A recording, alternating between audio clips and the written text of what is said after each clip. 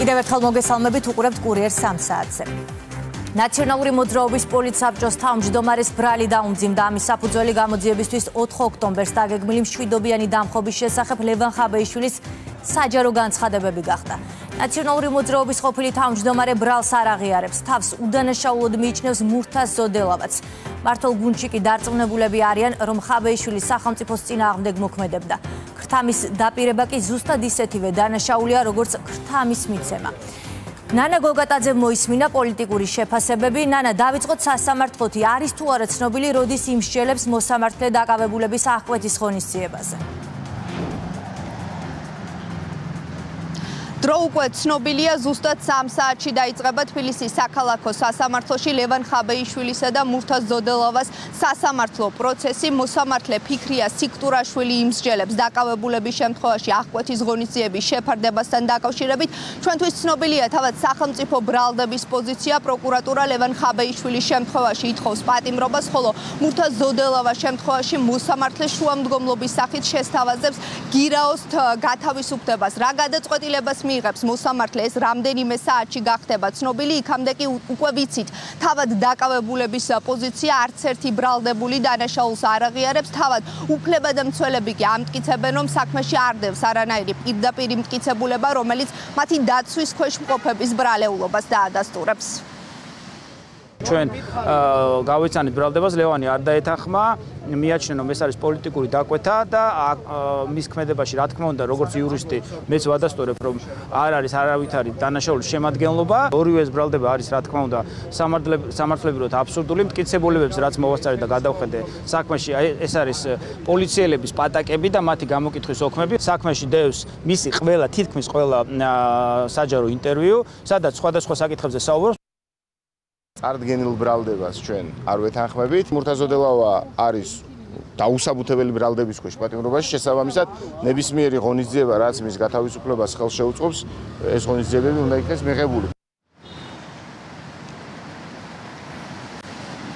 შეფასებები კეთება მართლ გუნდში. სახელისუფლებო გუნდის წარმომადგენლები ამბობენ, რომ ქრთამის დაპირება იგივე დანაშაულია, რაც ქრთამის მიცემა ან შეთავაზება და არ აქვს არსებითი მნიშვნელობა, ეს ხდება საჯაროდ თუ ფარულად. მართლი გუნდის ლიდერები იხსენებენ ლევან ხაბეიშვილის მხრიდან ტელეეთერებით გაკეთებულ განცხადებებს, მათ შორის ნაციონალური მოძრაობის ყოფილი თავმჯდომარე გასული თვეების განმავლობაში ხშირად საუბრობდა და აანონსებდა 4 ოქტომბერს მშვიდობიან რევოლუციას, მშვიდობიან დამხობას. გარდა ამისა, ლევან ხაბეიშვილი გასული 2 თვის განმავლობაში აქტიურად სთავაზობდა ძალოვანი უწყების წარმომადგენლებს განსაკუთრებით დიდი ოდენობის თანხას იმ შემთხვევაში, თუ პოლიციელები, სამართალდამცველები უარს იტყოდნენ სამსახურებრივი მოვალეობის შესრულებაზე. რაც შეეხება მურთაზ ზოდელავას დაკავების ფაქტს, მართველი გუნდის წარმომადგენლები ამბობენ, რომ ის ფაქტი და გარემოება, რომ მურთაზ ზოდელავა ცდილობდა ლევან ხაბეიშვილის ტელეფონის გადამალვას, ქმნის საფუძვლიან ეჭვს იმისა, რომ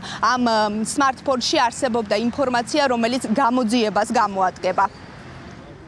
როდესაც ერთი კონკრეტული ადამიანი, გარედან დაფინანსებული, მართული, კოლექტიურ ნაცმოძრაობაში გაერთიანებული და იქაც კომიკური ფიგურა ადამიანებს და სამართალდამცავ ორგანოს წარმომადგენლებს პირდება უკანონო ქმედების განსახორციელებლად თანხებს, ეს არის ქრთამის დაპირება და არის სამართლის კოდექსის გათვალისწინებული დანაშაული. რაც შეეხება ბრალის დამძიმებას, ეს ადამიანი არაერთხელ თვეების განმავლობაში საჯაროდ სხვადასხვა ეთერებით იქნებოდა სოციალურ ქსელით მოუწოდებდა ადამიანებს, რომ დესტაბილიზაცია მომხდარიყო 4 ოქტომბერს, კონკრეტულ თვესა და რისკს აანონსებდა და ასევე მოუწოდებდა ყველას, რომ მონაწილეობა მიიღოთ ხელისუფლების დამხობაში. მურთაზ ზოდელავას ადამიანი, რომელიც იყო პროკურატურის მაღალჩინოსანი, მან ყველაზე კარგად იცის თუ რა არის დანაშაული და პირველ რიგში იგი არ უნდა უშლიდეს გამოძიებას ხელს სმარტფონის გადამალვას სცადა. კიდევ ერთხელ აჩვენს ეჭვებს, რომ ამ ტელეფონში არის ესეთი ინფორმაცია, რომელიც მნიშვნელოვანი შესაძლებელია იყოს გამოძიებისთვის. ბატონი ხაბეიშვილი, რასაც პირდაპირ ეთერში საუბრობდა და არაერთხელ საუბრია, განუწყვეტლივ რეჟიმში, ხან ქრთამს პირდებოდა სამართალდამცავი უწყებების წარმომადგენლებს, ხან დამხობაზე საუბრობდა მოურიდებლად. ყველას შევახსენებ, რომ იგი არის ნაციონალური მოძრაობის პოლიცაბჭოს თავმჯდომარე. შესაბამისად, რა თქმა უნდა, მისგან ასეთი ტიპის შეთავაზება ქრთამი იქნება თუ დამხობა იქნება, რა თქმა უნდა, შეიძლება რელევანტურად ჩაითვალოს. ის არ არის უბრალოდ ჩვეულებრივი, ასე ვთქვათ, რიგითი მოქალაქე, რომელსაც პოლიტიკასთან არანაირი კავშირი არ აქვს, შესაბამისად, რა თქმა უნდა, მის განცხადებებს რაღაცა საფუძველი აქვს და მაგიდან გამომდინარე, სწორედ ამ უხლებით არის გამოძიება დაწყებული, რაც აბსოლუტურად ლოგიკური. რა თქმა უნდა, ხა ნაციონალური მოძრაობა ნებისმიერ დაკავებას, ნებისმიერ ჩვენ ნაბიჯს უსაფუძვლოს უწოდებს და რაღაცა აპელირებენ აბსოლუტურად აბსურდული, ასე ვთქვათ, არგუმენტებით და ხა ნებისმიერი საქმე, რასაც ნაციონალური მოძრაობა პოლიტიკური იარლიხს აწეპებდა, გვარამიას საქმე, სააკაშვილის საქმე, მელიას საქმე, მერაბიშვილის საქმე, რუსთავიორის საქმე და ასეთი ძალიან ბევრია. შემდეგ რომ გაასაჩივრეს სტრასბურგის სასამართლოში, სტრასბურგის სასამართლომ ყველა საქმეზე დაადგინა, რომ ქართული მართლმსაჯულება იყო მართალი და მოქმედებდა ძალიან მაღალი სტანდარტით. რა გადაწყვეტილებას მიიღებს მოსამართლე ლევან ხაბეიშვილისა და მურთაზ ზოდელოვას აღკვეთის ღონისძიების შეფარდებასთან დაკავშირებით ეს 3 საათში გახდება ცნობილი, ზუსტად 6 საათზეა ჩანიშნული თბილისის საქალაქო სასამართლოში.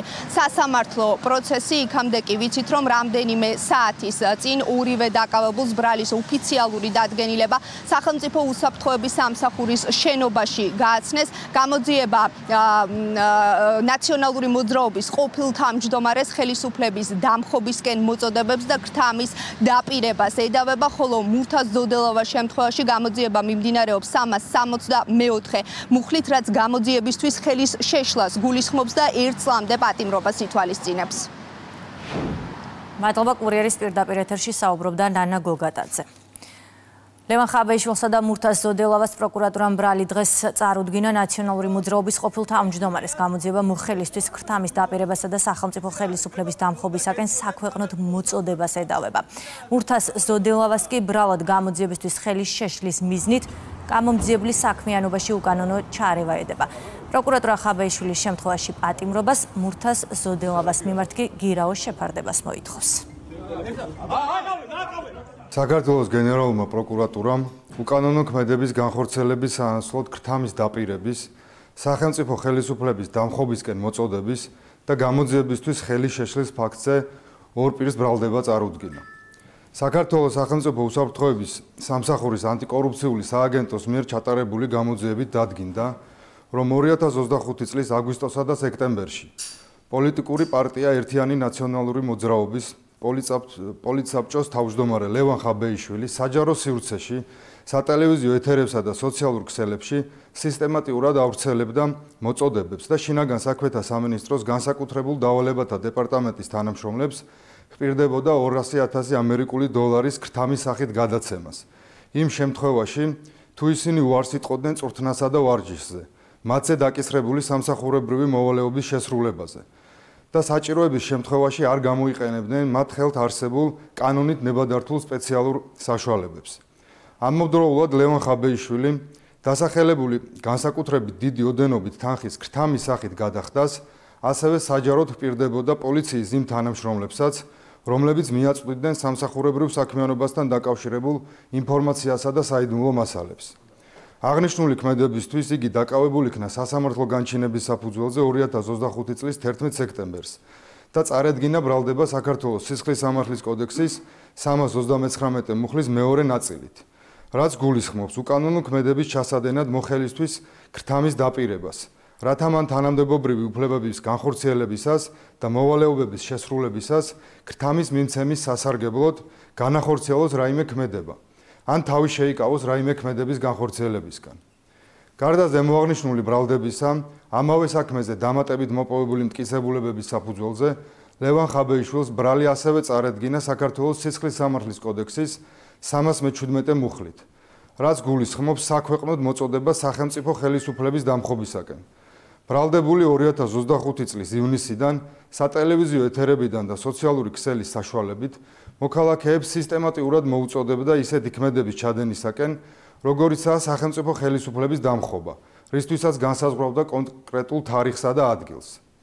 რაც შეეხება ამავე საქმეზე ხელისუფლების წარმომადგენლის მიმართ წინააღმდეგობისათვის დაკავებულ მურთაზ ზოდელავას, მოპოვებული მტკიცებულებებით დადგინდა, რომ მურთაზ ზოდელავა უკანონოდ ჩაერია სახელმწიფო უსაფრთხოების სამსახურის გამომძიებლის საქმიანობაში და საქმის ყოველმხრივი სრული და ობიექტური გამოძიებისთვის ხელის შეშლის მიზნით სცადა გადაემალა ლევან ხაბეიშვილის მობილური ტელეფონი, რომლის ამოსაღებადაც სასამართლოს მიერ გაცემული იყო ჩხრეკის განჩინება. შესაბამისად, მას ნაცვლად საქართველოს სისხლის სამართლის კოდექსის 353 მუხლისა, საბოლოოდ სისხლის სამართლის კოდექსის 364 მუხლის პირველი ნაწილით გათვალისწინებული ბრალდება წარადგინა, რაც მოცემულ შემთხვევაში გულისხმობს საქმის ყოველმხრივი, სრული და ობიექტური გამოძიებისთვის ხელის შეშლის მიზნით გამომძიებლის საქმიანობაში ამა თუ იმ ფორმით უკანონო ჩარევას. დანაშაული 1 წლამდე თავისუფლების აკვეთას ითვალისწინებს. პროკურატურა სასამართლოსგან ლევან ხაბეიშვილის მიმართ აკვეთის ღონისძიების სახით პატიმრობას, ხოლო მურთაზ ზოდელავას მიმართ გირაოს შეფარდებას მოითხოვს. აქვს თუ არა კავშირი ჰექსოგენის შემოტანის საქმესთან ნაციონალური მოძრაობის ყოფილ მაღალჩინოსანს. პრაიმ ტაიმის გავრცელებული ინფორმაციით კვალი ბაჩო ახალაიამდე მიდის. სახელმწიფო უსაფრთხოების სამსახურში აცხადებენ, რომ უკრაინიდან საქართველოში ასაფეთქებელი ნივთიერების შემოტანის საქმეში ბაჩო ახალაიას შესაძლო მონაწილეობის საკითხს შეისწავლიან. ახალაიას დანაშაულებრივ სქემაში მონაწილეობის შესახებ ინფორმაცია პრაიმ ტაიმს ნაციონალური მოძრაობის რიგებიდან წყარომ მიაწოდა. ყოფილი მაღალჩინოსნის მეუღლემ გუშინ ანი წითლიძის პოსტის კომენტარებში გავრცელებული ინფორმაცია დაადასტურა და დაიმუქრა, რომ დაასახელებს თუ ვინ გასცემს მსგავს ინფორმაციას პარტიის რიგებიდან. ანი ნადარეიშვილი სოციალურ ქსელში ერთ-ერთი ოპოზიციონერი ლიდერის ბრიფინგსაც გამოეხმაურა. ნაციონალურ მოძრაობაში კი აცხადებენ, რომ პარტიის რომელიმე წევრს შესაძლოა ბაჩო ახალაიასთან კავშირი ნამდვილად ჰქონდეს. 30 ივლისს დილით ერთ-ერთი ოპოზიციური ლიდერი აკეთებდა ბრიფინგს, სადაც დაახლოებით იგივე ტექსტი უნდა ეთქვა, რაც დღეს სუსმა თავის მედიებით გაავრცელა. ოღონდ ახალაია და ხაბეიშვილი უნდა ეხსენებინა ერთად, მაგრამ პარტიამ ამის საშუალება არ მისცა და ვერ გაახმოვანა სუსის სიგიჟე. იმ დღესვე სხვა ოპო ლიდერებმა ყოვლად გაურკვეველი პოსტები გამოაცხეს, მაგრამ სურათი ვერ შედგა, იმიტომ რომ იმდილანდელი ბრიფინგი ჩაუვარდათ. მანამდე და შუალედებშიც ბევრი საინტერესო ამბები ხდებოდა. იგივე ადამიანები დადიოდნენ და ავრცელებდნენ კონკრეტულ ადამიანებში ამ ბოროტულ ტყუილს. მე ვერ დავკავდები კონკრეტულად რაღაცა მკითხაობით, ხო? არის თუ შეიძლება არსებობს კონკრეტული ფაქტები, კონკრეტული ინფორმაციები, ნებისმიერი მოქმედების თუ ინსინუაციების გამორიცხვა შეუძლებელი არის. ფაქტობრივი გარემოებები შეიძლება ასახავდეს აბსოლუტურად სხვა პოლიტიკურ კავშირებს თუ ურთიერთობებს. შესაძლოა ბაჩო ახალაიასთან ცალკეული ნაციონალური მოძრაობის წევრებს კავშირი ჰქონდეთ. ურთიერთობები საქმიანი თუ მეგობრული წინასაქმიანი ურთიერთობებიდან გამომდინარე თუ ასე შემდეგ, თუმცა ეს ვერანაირი საფუძველი ვერ გამოდგება რაღაცა შეთქმულების თეორია განავითაროს სუსმა, მაშინ როდესაც რეალური საფუძველი ამისი არ არსებობს. დანაშაულებრივ სქემასთან ბაჩო ახალაიას შესაძლო კავშირზე შეფასებები გაკეთდა მმართველ გუნდში. სახელმწიფო პარტიაში მოლოდინი აქვთ, რომ აღნიშნულ საქმესთან დაკავშირებით კიდევ ბევრი საინტერესო დეტალი გამოიკვეთება. ქართული ოცნების ლიდერები ამბობენ იმასაც, რომ ნაციონალური მოძრაობის ყოფილი მაღალჩინოსნისგან არაფერია გასაკვირი, რადგან მათი თქმით ახალაიას ქვეყნისთვის ბევრი ზიანი აქვს მიყენებული. არაფერი არ არის გამორიცხული, იმის გათვალისწინებითაც ნახეთ უკრაინის მაღალ თანამდებობებზე ვინ არიან წარმოდგენილი. შემთხვევით ის ადამიანები ხო არ არიან წლების განმავლობაში აქ საქართველოში ხალხს რა უბედურებდნენ და თუ კი რაიმე უბედურება ხდებოდა ადამიანის უფლებების დარღვევის თვალსაზრისით, მათი ჩართულობით ხდებოდა. ხო არ არიან შემთხვევით ეს ადამიანები იქ მაღალ თანამდებობებზე.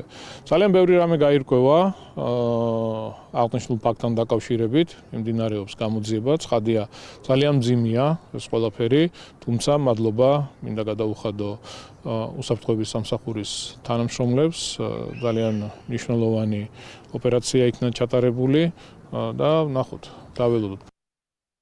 გუშინ ძალიან სასაცილო მდგომარეობაში ჩაიგდეს თავი, როდესაც რაღაცა პოსტებზე კომენტარებს აკეთებდნენ ეგონათ რომში და მოხმარების ჯგუფებში წერდნენ ამ ყველაფერს, კონკრეტულად ახალაიას ოჯახის წევრებზე მაქვს საუბარი, თუმცა ეხლა რა თქმა უნდა დავიცვათ უდანაშაულობის პრეზუმპცია. რა თქმა უნდა ჩვენ სახელმწიფო უსაფრთხოების სამსახურისგან უნდა დაველოდოთ დამატებით ინფორმაციას, ის რომ ეს ფაქტი აღიკვეთა და რამდენიმე ქვეყანა გაიარა ამ ტრაილერმა და საქართველოში მოხდა ამ ყველაფრის იდენტიფიცირება, რა თქმა უნდა, მიუთითებს იმაზე, თუ როგორი მაღალი პროფესიონალიზმით მუშაობს ჩვენი სახელმწიფოს უსაფრთხოების სამსახური.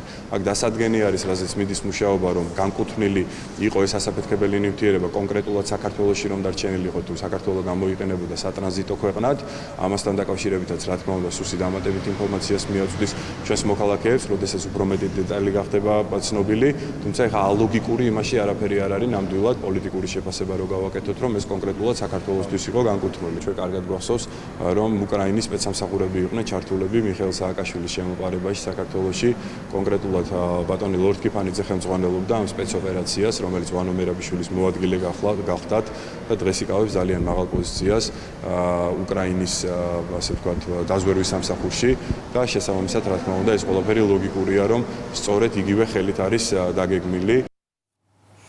ჰექსოგენის შემოტანის საქმის დეტალებზე სახელმწიფო უსაფრთხოების სამსახურში გამართულ ბრიფინგზე გუშინ ისაუბრეს. დაკავებულების ჩვენებით და ოპერატიული მასალებით ირკვევა, რომ ძღოლს უკრაინის ტერიტორიაზე ასაფეთქებელი ნივთიერება უკრაინის სპეცსამსახურის SBU-ს თანამშრომლებმა გადასცეს. უთხრეს, რომ მას ეს ნივთიერება საქართველოს ტერიტორიაზე უნდა ჩამოიტანა და კონკრეტული პირისთვის გადაეცა. დაკავებულის ჩვენებით ირკვევა, რომ ასაფეთქებელი ნივთიერება რუსეთის ფედერაციაში უნდა ჩასულიყო. სატვირთოს მძღოლის ინფორმაციით, სწორედ რუსეთში უნდა მოწყობილიყო პაუტინა 2, თუმცა გამოძიებისა და სხვა ოპერატიული მასალებით ირკვევა, რომ საბოლოო ლოკაცია თბილისი, ავლაბარი და იქ მდებარე ერთ-ერთი საცხოვრებელი სახლის ახალდება. გამოძიება ადგენს, რა კავშირი არსებობს ამ ფაქტსა და 4 ოქტომბრის არჩევნების დღეს კონკრეტული ჯგუფების მიერ დაანონსებულ გეგმებს შორის. სასამართლომ კი დაკავებულ უკრაინის მოქალაქეებს აღკვეთის ღონისძიების სახით პატიმრობა შეუფარდა. მოსამართლემ დაცვის მხარის შუამდგომლობა გირაოს შეფარდების თაობაზე არ დააკმაყოფილა და ბრალდებულები პატიმრობაში დატოვა.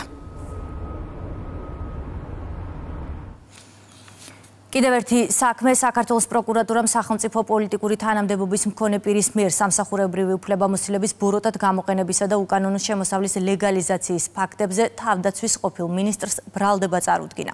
გამოძიების ინფორმაციით ყოფილმა მინისტრმა 1,5 მილიონზე მეტი ლარის უკანონო შემოსავლის ლეგალიზაცია განახორციელა.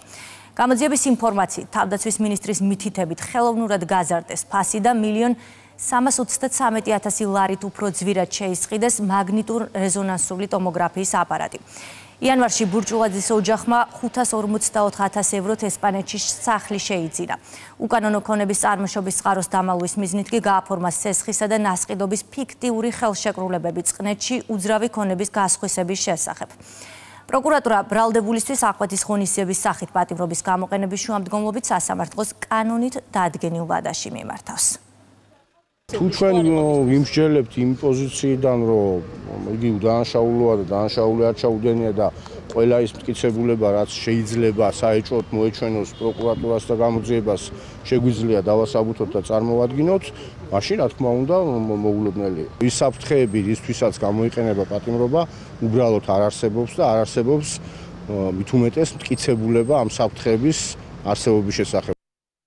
2023 წელს საქართველოს თავდაცვის იმდროინდელმა მინისტრმა ბოროტად გამოიყენა სამსახურებრივი უფლებამოსილება მისთვის და მისი ნათესავისთვის გამორჩენის მისაღებად. დანაშაულებრივი ქმედებების შედეგად საქართველოს თავდაცვის სამინისტროს 1,313,728 ლარის ქონებრივი ზიანი მიადგა. 2025 წლის იანვარში მან და მისმა მეუღლემ 554,000 ევროთ შეიძინეს ესპანეთში მდებარე მიწისნაკვეთი მასზე განთავსებული სახლით. თავდაცვის ყოფილმა მინისტრმა ხსენებული 554,000 ევროს უკანონო წარმოშობის შენიღვის მიზნით 2025 წლის მარტში თანამდებობის პირის ქონებრივი მდგომარეობის დეკლარაციაში საერთოდ არ მიუთითა ესპანეთში შეძენილი უძრავი ქონება. დაკავებულს ბრალდება სახელმწიფო პოლიტიკური თანამდებობის პირის მიერ სამსახურებრივი უფლებამოსილების ბოროტად გამოყენებისა და უკანონო შემოსავლის ლეგალიზაციის ფაქტებზე წარედგინა, რაც სასჯელის სახით და ზომად 12 წლამდე თავისუფლების აღკვეთას ითვალისწინებს. პროკურატურა ბრალდებულისთვის აღკვეთის ღონისძიების სახით პატიმრობის გამოყენების შუამდგომლობით სასამართლოს კანონით დადგენილ ვადაში მიმართავს. პროკურატურა გიორგი ბაჩიაშვილის საქმესთან დაკავშირებით განცხადებას ავრცელებს. გიორგი ბაჩიაშვილის მიმართ წარმოებული სისხლის სამართლის საქმიდან გამოყოფილი ფულის გათეთრების ფაქტზე მიმდინარე სისხლის სამართლის საქმის გამოძიების ფარგლებში მოსამართლის განჩინების საფუძველზე ყადაღა დაედო მსჯავრდებულ ბაჩიაშვილის მშობლების საბანკო ანგარიშებს და იმ აქტივებს, რომლებიც შეძენილია გიორგი ბაჩიაშვილის მიერ დანაშაულის ჩადენის და შემდგომ პერიოდში. თბილისის საქალაქო სასამართლოს განაჩენით გიორგი ბაჩიაშვილი დამნაშავედ არის ცნობილი დიდი ოდენობით კრიპტოვალუტის მართლსაწინააღმდეგო მითვისებისა და უკანონო შემოსავლის ლეგალიზაციის ფაქტებზე. მას სასჯელის სახით 11 წლით თავისუფლების აღკვეთა განესაზღვრა. აღნიშნული გადაწყვეტილება ძალაში დატოვა თბილისის სააპელაციო სასამართლომ. პროკურატურაში გამოძიება გრძელდება ბაჩიაშვილთან ერთად მისი ოჯახის წევრებისა თუ სხვა პირების დანაშაულში ჩართულობის და ადგენის მიზნით. რა პრინციპით მიიღო გადაწყვეტილება ეუთო ოდირმა, რომელიც დროის იგივე მონაკვეთში ჩეხეთში გამგზავრებასა და არჩევნებისთვის მომზადებას ასწრებს, საქართველოში ჩამოსვლაზე კი უარის მიზეზად სწორედ ვადებს ასახელებს. მმართველი გუნდი ორმაგ სტანდარტზე საუბრობს. ირკვევა, რომ მისიამ, რომელმაც საქართველოში 4 ოქტომბრის არჩევნების დაკვირვებაზე უარი დროის სიმცირის გამო განაცხადა და ჩეხეთში მიემგზავრება. ოფიციალურმა პრაღამ ეუთო ოდირს მიწვევა 2 სექტემბერს გაუგზავნა, არჩევნები კი ჩეხეთში 3 ოქტომბერს იმართება.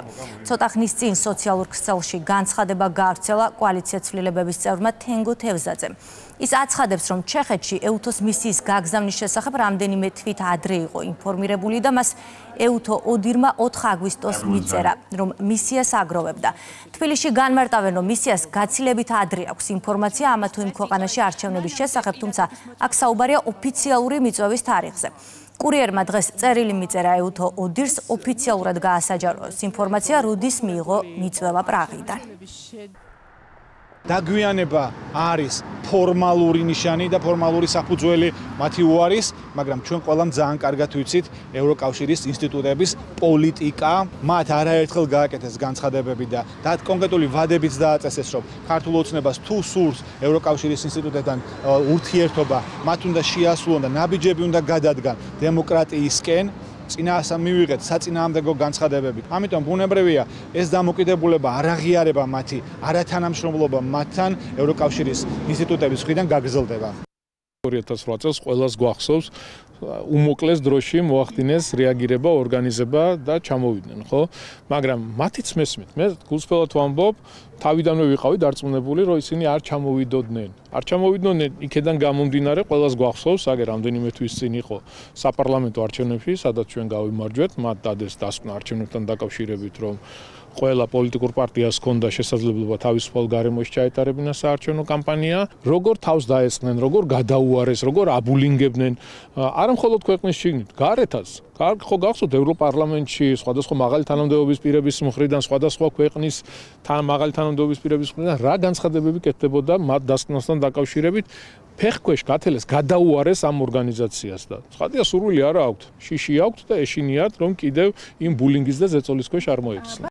გახსოვს არჩევნები, როდესაც სააკაშვილის ასე ვთქვათ, საპრეზიდენტო არჩევნები იყო და ვერ თვეში დააკომპლექტეს მისია. ახლა ჩეხეთის შემთხვევა არის, როდესაც ანალოგიურ ვადაში აკომპლექტებენ და ამას რამდენიმე დღე ჭირდება, შეიძლება ერთი კვირა ჭირდებოდეს. უბრალოდ ეს ყველაფერი საბაბია იქიდან გამომდინარე, რომ ეუთო ოდირზე განხორციელდა არნახული წნეხი, მას შემდეგ რაც მათ საბოლოო ანგარიში გამოაქვეყნეს 2024 წლის საპარლამენტო არჩევნებთან დაკავშირებით. ამის შემდეგ ჩვენ ვიხილეთ თუ როგორი ბულინგის ესე თქვა სუბიექტი გახდა ეუთო ოდირი და შესაბამისად მათ არ სურთ რომ ეს ყველაფერი განმეორდეს, ვინაიდან ერთის მხრივ არ სურთ რომ რეპუტაცია დაუზიანდენ და დაწერონ არასწორი დასკვნა და მეორეს მხრივ როდესაც დაწერენ რეალურ დასკვნას, იქ კვლავ იქნება აღნიშნული რომ არჩევნებმა ჩაიარა ძალიან მაღალ დონეზე და იციან ამას შემდეგ როგორი ბულინგი მოყვება ევრობიუროკრატების მხრიდან და შესაბამისად ერიდებიან ამ ყველაფერს. მმართველი გუნდი ევროკავშირის ელჩის მხრიდან რადიკალური აქტივისტების წახალისებაზე საუბრობს. პაվել ჰერჩინსკი გურიაში ვიზიტის ფარგლებში აქტივისტებს შეხვდა და ევროკავშირის მიერ დაფინანსებული პროექტის გახსნას დაესწრო. ინფორმაცია და ფოტომასალა ირმა გურდულაძის შემდეგ სოციალურ ქსელში აქტივისტმა ანანუ ცინცაბაძემაც გააზიარა, რომელიც სოლიდარობის ფონდ პილ საქართველოს წევრია. ფონდი პოლონეთის სახელმწიფოს მიერ ფინანსდება. ცინცაბაძე, რომელიც აქტიურად მონაწილეობს ევროკავშირის ღონისძიებებში, ასევე თანამშრომლობდა საქართველოს ღია საზოგადოების ფონდთანაც. მმართველ გუნდში აქტივისტის სიძულვილის ენის შემცველ სტატუსებს იხსენებენ და კიდევ ერთხელ ამბობენ, რომ ევროპელი დიპლომატი ოპოზიციის აქტივისტებისა და ძალადობის წახალისებას ცდილობს. ამგვარი განცხადებები არის ეგეც წოდებული ბულინგი დიპლომატიური კორპუსის, რომ მათ არ გამოხატონ ინტერესი საქართველოში მიმდინარე პროცესებთან დაკავშირებით. ამით არის განპირობებული ეს უსაფუძვლო განცხადებები. ყველა ელჩი შეხვდება საზოგადოებრივების წარმომადგენლებს, იქნება ეს არასამთავრობოები, პოლიტიკური ორგანიზაციები, ყველა ქვეყანაში ელჩის მანდატში შედის შესაბამისი სახელმწიფოს სამოქალაქო თუ სახელმწიფოებრივ ინსტიტუტებთან ურთიერთობა. ეს ადამიანი პირდაპირ მხარდამჭერი წამქეზებელი არის ჩვენს ქვეყანაში სიზულულის შემოტანის, სიზულულის ენის შემოტანის, შუღლის კამპანიებისას, როდესაც ადამიანების გვერდით დგება, რომლებიც გამორჩეულები არიან ზიზღით, რომლებიც ადამიანების გარდაცვალების ფაქტსაც კი ქილიკით მოიხსენიებენ. ამავდროულად, როდესაც მაგალითად ქალბატონი ანანო, რომელიც დაკავშირებული არის სოროსის ფონდთან, იმ სოროსის ფონდთან, რომელზეც ამერიკის შეერთებული შტატების პრეზიდენტი ამბობს, რომ ამერიკის შეერთებულ შტატებში ცდილობს, რომ არეულობა მოაწყოს, ამ ადამიანთან მიდის, ესაუბრება და თავისი კავშირით და მხარდაჭერით, რა თქმა უნდა, ახალისებს იმ ნეობოლშევიკურ მოძრაობას და იმ ფსევდოლიბერალურ ფაშიზმს, რომელსაც ხედავთ ჩვენ მაგალითად მელიქიშვილის გამზირზე. პრაქტიკულად დღეს გვაქვს ისეთი სურათი, რომ ევროკავშირის ელჩი, გერმანიის ელჩი ეს ადამიანები, რომლებიც უნდა წარმოადგენდნენ, ასე ვთქვათ, სხვა სახელმწიფოს, იქცნენ რადიკალური აქტივისტების მხარდაჭერებად და კომაგებად. რაც არის აბსოლუტურად წარმოუდგენელი და უბრალოდ გაუგონარი ფაქტი. აქ ვენის კონვენციაზეც აღარ არის უკვე საუბარი, აბსოლუტურად სხვა განზომილებასთან გვაქვს საქმე. მოგეხსენებათ ეს ადამიანი, ანანო ცინცაბაძე, რომელიც გახლავთ კონკრეტული, ასე ვთქვათ, ფონდის წევრი, რომელსაც აფინანსებს პოლონეთის სახელმწიფო და მას უხდის კონკრეტულ შრომის ანაზღაურებას, გახლავთ რადიკალი აქტივისტი, რომელიც მუდმივად თესავს სიძულვილის ენას, ესეთი ადამიანები, რომლებიც მუდმივად ემსახურებიან ქვეყანაში სიტუაციის არევას, სამოქალაქო დაპირისპირების მცდელობას, სიძულვილის ენის გაღვივებას. აი ესეთ რადიკალებს ხდება ევროკავშირის ელჩი და ძალიან სამწუხაროა იმის ნაცვლად, რომ ევროკავშირის ელჩი იქნება თუ გერმანიის ელჩი, რომელიც უნდა ემსახურებოდეს სახელმწიფოთა შორის ურთიერთობების გაღრმავებას, ურთიერთობების განვითარებას და კიდევ უფრო მეტად დაახლოვებას, ემსახურებიან საქართველოში რადიკალიზმის გაღვივებას და დაპირისპირების რაც არის აბსოლუტურად მიუღებელი. ცოლად-ჩერთვის მიზნით თავისუფლების უკანონო აღკვეთის იძულებისა და დანაშაულის შეუტყობინებლობის ბრალდებით პოლიციამ 7 პირი დააკავა. გამოძიებით დადგინდა, რომ მარნეულის მუნიციპალიტეტის ერთ-ერთ სოფელში ცოლად-ჩერთვის მიზნით 20 წლის გოგონას თავისუფლება უკანონოდ აღუკვეთეს. პოლიციამ 2 პირი ბრალდებულების სახით დააკავა, დაკავებულები არიან ის პირებიც, რომლებიც დანაშაულზე ინფორმაციას ფლობდნენ, თუმცა სამართალდამცველებს არ შეატყობინეს. დანაშაულები 7-დან 10 წლამდე ვადით თავისუფლების აღკვეთას ითვალისწინებს.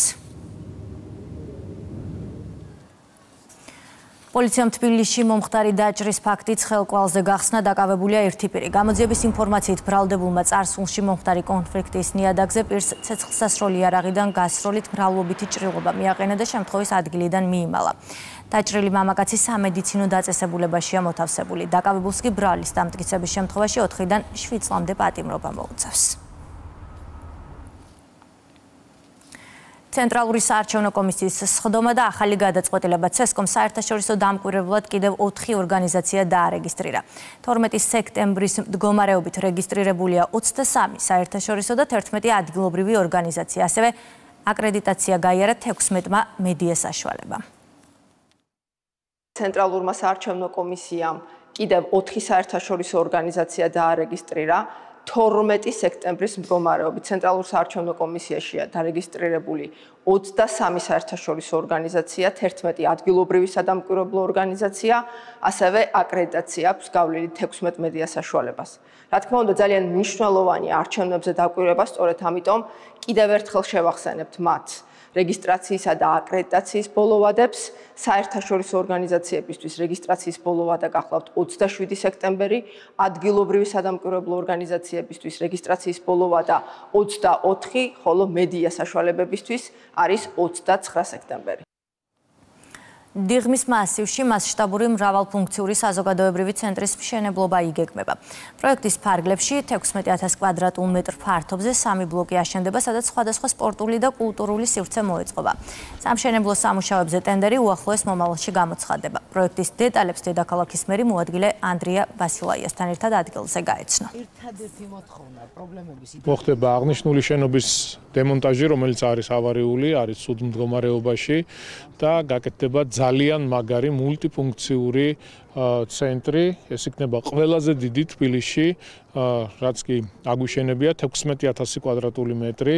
პროექტის ფარგლებში გათვალისწინებულია 2 საცურაო აუზი, 2 ტენისის კორტი, რომელიც გადახურულ შენობაში იქნება. ეს სიახლეა, არც ერთ მულტიფუნქციურ ცენტრში ამ ტიპის პროექტი არ განხორციელებულა. რა თქმა უნდა, იქნება სატრენაჟერო, სავარჯიშო სხვადასხვა სივრცეები, საკალათბურთო მოედნები, მინი საფეხბურთო მოედანი. ანუ ერთ სივრცეში იქნება ძალიან ბევრი სპორტული მიმართულება, რაც მისასალმებელია. წინასაარჩევნო კამპანიას განაგრძობს ქართული ოცნება დემოკრატიული საქართველოს მთაწმინდის მაჟორიტარი დეპუტატობის კანდიდატი.